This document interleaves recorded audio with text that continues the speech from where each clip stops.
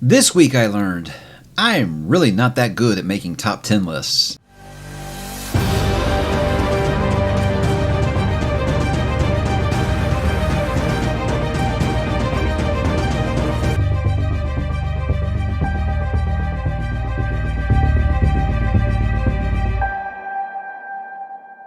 Hey, what's up, bookworms? Mike back with another weekly update as we're about the midway point of the month of August here. But fun week that we're going to talk about like usual. Begin like usual, guys, and we're going to talk about what am I reading. Well, for the third straight weekly update, I can tell you guys finally I have finished Of War and Ruin, the meatiest book I have read this year. Yes, meatier than Gone with the Wind, meatier than A Storm of Swords. Yes, I'm going to repeat a lot of the same things that I have said previously. Incredibly well-written book. I am actually quite impressed with how Mr. Cahill continues to improve with every single book. And I will be honest, my fear with this book when I first started is I'm going to feel like there's some things that I wish that maybe he had an editor and he might have needed to cut this down a little bit. And that's always you kind of always have that fear when you go into self-pub. You know, it's like you have all the creative control that you want, but maybe there is that second person you need to let you know if you need to cut some things out. I didn't feel like any storyline or chapters here really need to be cut down. And that's impressive when you talk about a book this size. But I am just amazed with the amount of characters and world building that he has in this that I never ever once felt like one storyline wasn't hitting for me. And I said about 9 or 10 different sets of characters, and I feel like he kind of bounces around at the right pace. There were some pacing problems I feel like at the end if I'm really nitpicking, but that's what it is. I have to nitpick to find something wrong with a book this big. But again, it's just an incredible journey. I can't wait to see where he's going with it. It does suck that now I'm finally at the point where I'll have to wait with everyone else to continue with that world, really, outside the novella that I'll talk about here in a minute. But incredible ride. And honestly, guys, if I hadn't already read Lonesome Dove this year, it'd probably be the leader for my book of the year right now. So it's one of those things where I feel kind of sad for the people who read Fire and Blood and just felt like it was too derivative and they decided not to continue with the universe, because I just feel like these books get better and better, and it's awesome. It's awesome where this series is headed, and I love so many of these character arcs, and I'm getting to the point now where I feel like I'm going to finally get some crossover with certain sets of characters, because there are some things about it that I know that some people have had. I don't want to say they really listed as a negative, but they said like, hey, this story here is really great. Like what's going on in Volterra, really great. But I don't feel like I understand too well how it connects to the rest of the story. Just that it's something that's happening within that world doesn't matter. It's so damn good. I feel like that's like the most Malazan style storyline, and in a good way. I mean that in a good way. I know some people take that as a negative, but I feel like that is very much the stuff going on in Volterra is very much in the mix of Malazan and Song of Ice and Fire style. That's just really done well. I have just glowing praise for this book, guys. It really is that good. And yes, it took me like a month. I was reading other things about it, but I never once felt like, oh, this book needs to be shorter. Not at all. And that's quite impressive for a book that size. So very good, guys. I hope you will continue to check out Mr. Cahill, because Bound the Broken is bound to make my updated top 10 fantasy series of all time, I think, because I really am enjoying it just that much, and I love where it's headed. After that, guys, I picked up something small, which is Blake Crouch. I only have it on digital. Blake Crouch's Locked Doors. This is the follow-up to Desert Places, which I read a couple months ago, continuing with the Luther Kite and Andrew Z. Thomas series. It's one of those things, again, like I'll have to warn people, if you read some Blake Crouch and you're happy with it, he's a very contemporary author. Going backwards and read stuff and see that he used to be a much darker author, because this is dealing with a serial killer, so things are very grim. And the things that Luther is doing in this book have maybe been like more than once. I'm about the halfway point already. Obviously, Blake Crouch book, you can zip through it really fast, and this is actually pretty short even for a Blake Crouch book. I think it's only like 270 pages on my Kindle, so about halfway through that. And I'm liking where it's going, but it's just like, geez, man, how bad of a place were you in when you were writing this, right? It's kind of funny. I'll talk about here in a little bit. Is I was watching a serial killer documentary at the same time. It's just kind of perfect. It's kind of perfect the way that is working out. But again, Blake Crouch hasn't really missed with me yet, and it seems like it's going to continue to go down that route. So how about what am I going to read, guys. I got some things now that I've gotten the big chonkers off the list. I've got Gone with the Wind. I've got A War of Ruin off of the list now. I can get back to normal 500-page long books, and feel like they are short. First, guys, I did get a advanced reader copy of The Ice. Now, that is a novella that takes place. I won't tell you where it takes place because I feel like that can kind of spoil things for some people. But it is in the Bound and the Broken universe by Mr. Cahill, and it is pertaining to something that even if you've read the first book, you know that storyline, but you may not know those characters. So I think you still should read it after you finish War and Ruin. So it's book 3.5, as it were. And I think if you read that right after you've read like Bound the Fire and Blood, you might be a little confused on who some of those characters are, because they're characters that get introduced later in the series. But since it's in a different timeline order, those characters are showing up, and you're getting the story of something that is very important to the overarching theme of the entire story so far. So you always kind of hear about this. How did this happen? You get the explanation now about how this event of the first book came to be. So I'm very excited about that. I'm only a couple chapters in so far. I wasn't actually going to read because I was like, I'm going to take a break after War and Ruin. But when you get an advanced reader copy and the author's looking for feedback, I think it's pretty rude to be like, thank you for sending me an arc, I'll read it later. I feel like that's a little bit rude. So I would like to be able to provide a blurb to Mr. Cahill in case he decides to use it. So I want to make sure I went ahead and read that. So I did start that. I'm reading, obviously, the Blake Crouch book at the same time. And speaking of Blake Crouch, that's what else I'm going to read. I'm going to read Break You, which is, I don't really want to call it the sequel to Locked Doors. It's the third entry in that. I have had it described to me like it's almost like an epilogue, because it is only like 85 pages, I think, or something like that. It's really short, so I feel like it is just the epilogue, the ending of those two books set within the Andrew Z. Thomas universe here. So I can get that one, and I'll probably read that immediately after I finish Locked Doors, just kind of go ahead and wrap that one up. And I'm still working on this. I didn't read any of it this week, guys. I wanted to make sure I buckled down and finished Of War and Ruin, so I didn't get into I'm holding it upside down. No, I'm not. It looked like it was upside down. Sorry. Again, what I'm telling you guys is this might last me through December. So I didn't make any progress on it this week because I was working on other things. So nothing new to provide. Going to get back into this. I've got to try to finish this before the end of the month to keep on my schedule. This one's a little shorter than the rest of them. I'm happy because if you've missed that, I haven't really enjoyed the Rainwild Chronicles up to this point. But everyone has told me when you get to book 3 in that, it's actually, the Robin Hobb that we all know and love. So I'm going to get back into that. And then lastly, The Toll is the last thing on my list for August. So I think you're going to be seeing these two for the next couple of weeks, and obviously finishing up the Blake Crouch stuff and The Ice. So that's pretty much everything I've got going on for the rest of August before we get into September. And there's lots of fun things happening in September, which we might be talking about soon. I don't know. We'll see. How about this week on the channel? Everyone had some fun videos that came out this week. I thought they were fun. I didn't think you guys were going to like them as much as you seem to. Popular sci-fi that I want to read. Didn't think that was going to be a very enjoyable video because it wasn't really me talking about anything that everybody doesn't already know. What that video was meant to be was what the title entails. It's very, very popular books. There's nothing that you're going to be like, I've never heard of this before. It's all stuff you've heard about probably. And really, it's those books, there's very famous science fiction books when people are like, oh my God, you haven't read that? You need to do it immediately. That type. I want to go for all those books. And I got a lot of good feedback on there and a lot of recommendations. You'll see, guys, with some, when I do my September TBR, you'll see that I am listening to some of those recommendations. I think you'll be very, very pleasantly surprised. So I've got one before the end of the year that's on this list that I'm going to check out. And it was just fun talking about this legendary science fiction that I really want to read, because it's one of those things where I'll read a really, really popular sci-fi book and it just completely resonates with me. And it gets me to the point where I'm like, wow, I want to read more science fiction. Science fiction is something I'd like to visit more on the channel than I currently do. So after I read Nemesis Games, I was just like, I'm itching for some more science fiction. That's what made me put that list together. And I can't wait to get into some of the ones on there. Now, a big misconception about science fiction with me is everybody thinks it's all just pew, pew, pew, spaceships, outer space. There's a lot of science fiction that's, just speculative fiction, and it's stuff that takes place in our world, maybe not in our time period or stuff like that, or an alternate timeline kind of thing if this had happened. And that's why I'm going to get into some of those. There's going to be lots of different things to discuss on the channel.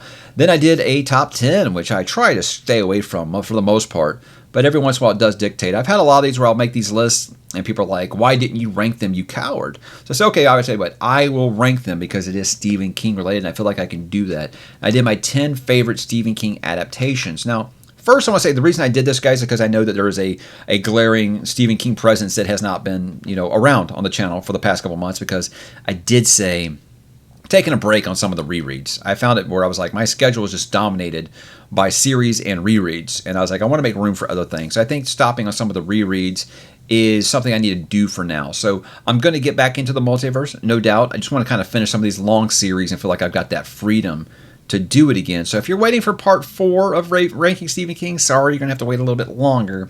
But with this, I said, okay, at least I can feed that appetite for some new Stephen King content, because there are a lot of, Cy King followers on this, that are in this viewing audience. So I felt like everything that everybody talks about with Stephen King adaptations is how terrible they are. And I said, there's actually a lot that are quite good. And I think some of them actually range in discussion for best movies ever made. So I wanted to kind of talk about the 10 that I loved. And I had a mistake, obviously, while I was recording it. And I just decided to leave it in because I thought for a second, should I just stop and re-record this whole thing?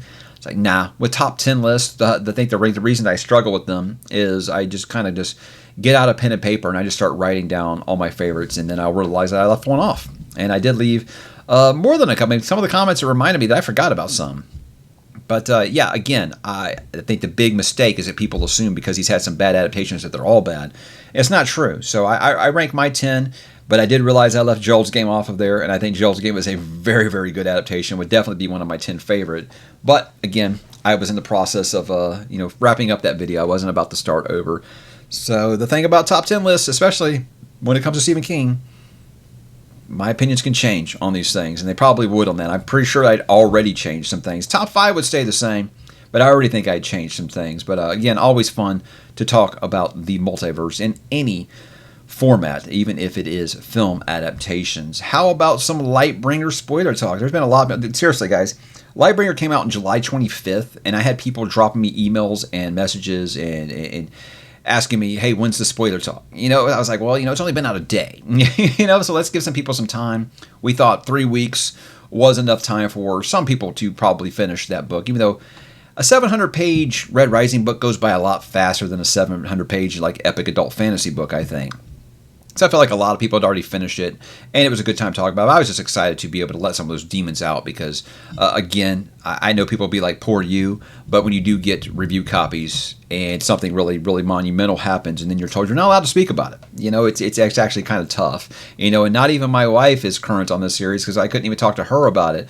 So it was really, really rough holding some of those things in, but I'm glad I got to talk to Ben and Aaron over at Howlerpod. That whole series has been great for me because, guys, I was a fan of Howlerpod when this channel was in its fledgling stages. It was very, very new.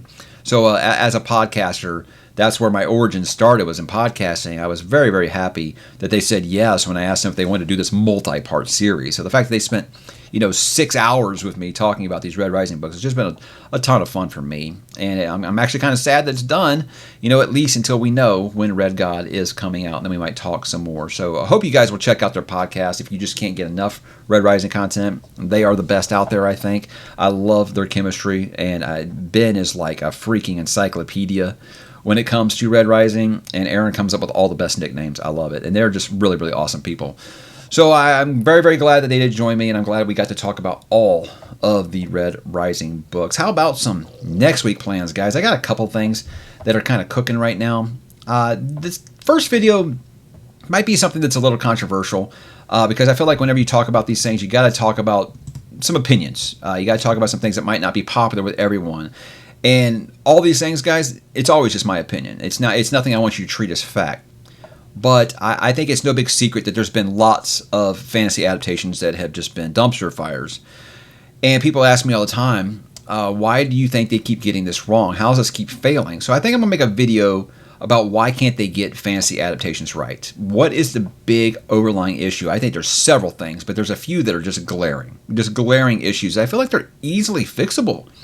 If we could just get that into the heads of the people that are making these shots, that are putting these people in charge of these, I feel like we could fix a lot of these problems. And, you might not ever have another Lord of the Rings. You might not ever have another Game of Thrones. It's hard to catch lightning in a bottle twice. But I feel like we could be getting better adaptations of some of these, just epic fantasy series that they just continue to shit the bed on a weekly basis or a monthly basis or a yearly basis. It just seems like every new one that comes out, it's just like, what were they thinking? How did they let this come out? How are you still making bad stuff when there are all these focus groups and stuff that you can go to?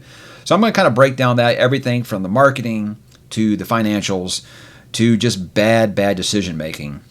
So again, I feel like I might ruffle some feathers with that one because I'm going to give my opinions on why I think they're really screwing up on this. But hey, again, it's just an opinion. September 2023 TBR. I'm going to talk about everything I plan to read in September. Like I said, there are some surprises in there, I think. I've actually moved some things around to where I think I can fit some of these big other plans in there that I might not have had planned just a few weeks ago. So this is the precursor to spooky season, so you might actually see some with a little bit of a horror twist maybe start to sneak in starting in September. So I hope you guys that are keeping score at home will join me for some of those. That's always the main point of a TBR, let you guys know what I'm going to be talking about and reading. If you guys want to join me, it should be a lot of fun. Then I got a Talk About Nothing. Now look, I gotta say, I had planned to have Man Carrying Thing on my Talk About Nothing. We had some scheduling things. He was available early in August. I wasn't because of my trip, and he's not available towards the end of August, and I am because he is traveling. So we kind of had moved that to September. We'll get together in September to Talk About Nothing. So I decided, how about a follow-up to the day? The only follow-up Talk About Nothing some more that I've had has been with Moyd over at Media Death Cult, and that's always a lot of fun. So I said, how about a nice doctor on the channel again? Dr. Philip Chase will be joining me as we talk about nothing some more. Should be fun. We were just kind of chatting on Twitter the other day, and I was like, man, we haven't collabed in a minute. We need to talk. I miss you, bro. So he's going to come on the channel. We're going to talk about all kinds of stuff. So it's always nice when you have a published author, right, on a Talk About Nothing. So I'm excited to talk to Mr. Elbow Patches himself and see what's going on in his world. We both just took very, very nice exotic vacations. His was a little more exotic. I believe he just went to Nepal, and I can't wait to hear about how that everything went right before school is starting back here for Philip. So I can get him to pick his brain a little bit before he goes back into crazy back to school. That's all I got for the books, guys. There are a couple of TV and movie talk things here. I've been saying that I feel like this segment's going to change because writer's strike, there's not going to be a lot of new stuff to talk about. One thing you guys need to know about me is I love documentaries. I feel like any, man in his 40s, it seems like we get that stereotype that we love documentaries. It's true. It's true. I can watch a documentary on anything. I remember one time watching a documentary about how balloons got made, and I was riveted, so I'm very, very easy. Now, when it's sports documentaries, I'm all over it. I love them. I can't get enough of them. I remember my wife actually asked me yesterday, she said, do you ever get tired of watching sports documentaries? And I was like, how many true crime and serial killer series and documentaries have you watched? And she's like, touche. So I think we all have those things that we like. Now, with me with sports, obviously, I'm a big sports fan. So I love documentaries about sports because I lived through a lot of it. And two of these are things that I really did live through. The series on Netflix called Untold, it's basically like a behind the music, if it was about sports characters. And what these two docs that I really, really loved were about, I've never seen a bad episode of Untold yet, but there was two that just came out recently that were really, really good. It was a new season, and they release a new one each week. The first one was Johnny Football on Johnny Manziel, the college football sensation that was a very, very famous flameout in the pros. What I feel vindicated watching this is I thought the guy, he's electric when he's on the field. I was like, I question his commitment to the game. I don't think he's a serious NFL prospect because I was like, he goes out there and plays, backyard football every week. He's not going to work in the NFL. And the thing was like that year that he went pro is the Texans had the overall number 1 pick in the draft, and everyone out here wanted them to take him. And I was like, are you guys high? Are you kidding? I was like, this guy is not serious about football. You guys, it's insane. And I'm vindicated because you watch this documentary, you see this guy was a complete mess. He just wanted that first round quarterback money, and he was not serious about football. There's a part where they show where the coaching staff of the Cleveland Browns were contacting his agent and saying, look, we gave him the iPad with all the film on it. It had 0.0 hours watched. And you can't make it as a pro football quarterback and not watch film. So this guy never wanted to put in the work. So I feel like I was vindicated in that. And usually when you watch those, you see these guys have like a lot of remorse. I don't feel like Johnny has an ounce of remorse for how his career went. So I feel kind of vindicated in that, but it's fun to watch like that college experience And obviously, the debate of should college athletes get paid, because these guys are making these universities are making millions, multi-millions off these players. And I feel like it really does raise a conversation about what should they be allowed to do, because he got in trouble for, signing autographs and stuff and selling them on his own. So I feel like there's lots of discussions to be had. The other one I watched was called Hall of Shame, and it's about steroids in sports, mostly about Victor Conte, who you might know was very, very famous with Balco. And Balco was the one who basically is the reason that the home run numbers inflated in baseball in the late 90s, early 2000s. This is why Barry Bonds was on the downswing of his career. All of a sudden, this guy's hitting 70 home runs a year. So all these players out of nowhere started getting really, really huge. Their heads expand like the Toxic Avenger, and they're hitting home runs at an insane amount. But it doesn't just stick to just baseball. There's some track and field on there too. And what really stuck in my craw about this one is it really does feel like the bad guys won. Like Victor Conte got a slap on the wrist, and the guy's a multimillionaire now. And he's so damn smug in that documentary. Yeah, I beat the system. And one part where he even says, he's got the original Balco sign. He's saying that he's thinking about giving it to the MLB Hall of Fame. I'm just like, what a dirtbag.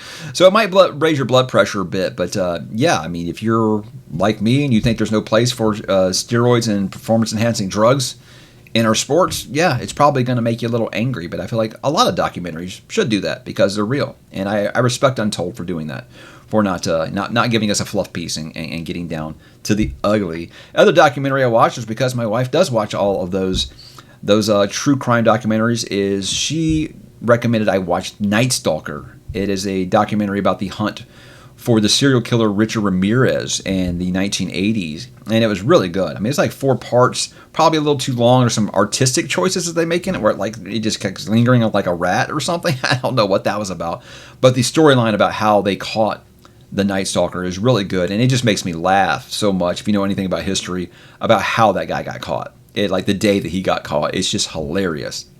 Basically, he's in East LA, and they recognize him on the newspaper, and he takes off running, and the neighborhood, they rise up against him, and they chase him down, and they capture him and hold him at lead pipe point until the police show up to arrest him. It's just hilarious how this guy got caught. But obviously, the content, not hilarious. Very, very disturbed human being who was almost like a rock star after he got caught, and it was just disgusting. And they showed that stuff in the docuseries. Really, really good. So you guys got Netflix, and you're not averse to a little, let's just say some sensitive content, because obviously you're dealing with a guy that was creeping in windows and murdering women and children and executing men and sexually assaulting the women and the children.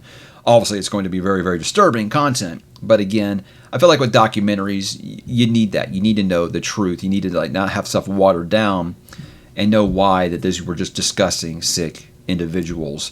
So, guys, kind of not very eventful TV and movie talk week right now. Not seeing anything until I get to see the next Mission Impossible, but I don't really have much else to talk about. And I don't really have any gaming talk except Starfield's gone gold, and I decided to get Baldur's Gate 3 on the PC because I just chose not to. It's a weird hill to die on, but I'm going to do it. I chose not to support digital-only releases on consoles, because to me, a big thing for me is why are you charging the same amount for digital as you are for the physical edition? You're basically just paying for a game license. And I'm if I'm just going to pay for a game license, I'm going to play it on my PC. I'm not going to support that on console. So it's a weird thing. I don't judge you if you decide to. That's fine. But for me, no. I'm paying $70 for a game. I want the game. Because what if one day they decide they want to click the servers off? At least I still got the game, right? That's how I feel about it. So it may not be a popular opinion, but that's where I am at with it. Haven't really played a ton of it. Here's the thing is, I play with a gamepad. I can't play keyboard and mouse. I play with a gamepad. So trying to play that game with a gamepad, when you can tell it was designed for keyboard and mouse, has been half of the learning curve, really, for me. But it's interesting so far. I'm very, very into it. I think the opening is awesome of the game, and the creative character is so damn deep. But don't really have a ton to talk about with it yet. And I'm going to try to play it a little bit before Starfield comes out, because as soon as Starfield comes out, everything else is going out the window. I've been waiting for Starfield. And I've had people asking me, not really asking me, but I've seen a lot of it's going to be the greatest game ever, or who cares, it's just going to be more Bethesda buggy crap. And here's what I think will happen. The game will come out and people will be really excited about it, and then they'll experience some bugs, as you're always going to see some bugs in a Bethesda game because they're that size. You're always going to see that, and people are just going to be taking a shit on it because people love to do that with Bethesda. And then, they'll put out some patches and fix it, and then you won't hear anything. That's what I feel like. But I feel like the modders community always does a lot of things for Bethesda games, so I'm hoping that they do allow mods on the Xbox console like they did with Elder Scrolls and things like that. So guys, very, very exciting week. As you can tell, I have had a lot of fun this week, and I feel like I'm getting back into the rhythm here on the channel, and I'm excited to be able to have guests on and talk with other guests and stuff again, and that's what we're going to continue to do. So guys, I would love to know how your week went. How are things going? What are you watching? What are you reading? What do you listen to? What are you playing? Drop them in the comments below, and I will talk to you there.